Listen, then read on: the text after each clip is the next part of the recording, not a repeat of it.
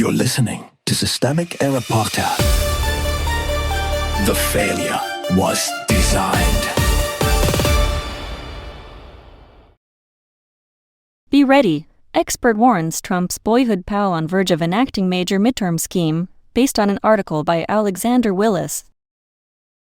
Trump's real scheme is not the quackery, it's the power. The source of the alarm, Miles Taylor, says Donald Trump and Peter Ticktin are edging toward a manufactured national emergency to justify meddling with the midterm vote. Ticktin, a longtime Trump associate, is pushing a script about 2024 election interference, claims about Maduro, and a federal takeover of the elections.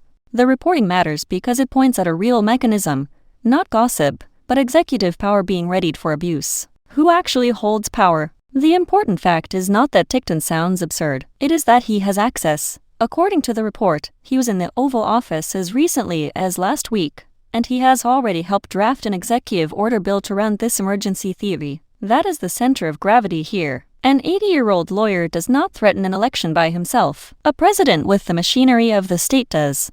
The quack is the cover. The article treats Ticktin's ideas as outlandish, then circles back to the possibility that they matter anyway. That is the right instinct, but the story still risks letting the absurdity do too much work. Quack is not a defense when the president is willing to turn quackery into policy. Authoritarian politics often arrives dressed as paranoia, then gets translated into executive language by people close enough to power to make it stick. The real operation, pretext, what is being described is not confusion, and not some spontaneous panic about election integrity. It is a pretext. The source says Trump has already tried to impose limits on mail-in voting and may use a national emergency to put the midterms under federal control. That is the point.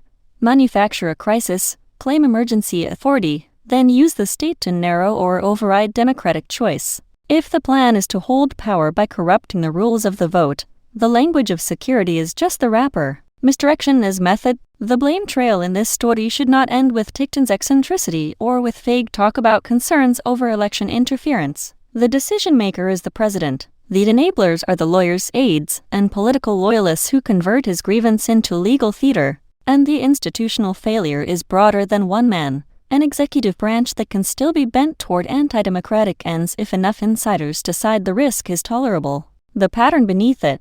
This is the old Trump pattern with a fresh costume.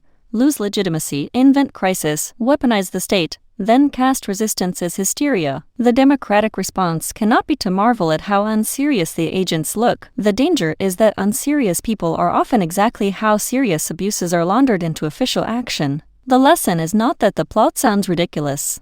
It is that American institutions keep leaving the door open for a president who treats elections as property to be managed, not contests to be accepted. You've been listening to Systemic Error. Thanks to Raw Story for today's article, with the automated voice of Clara. Thanks for listening.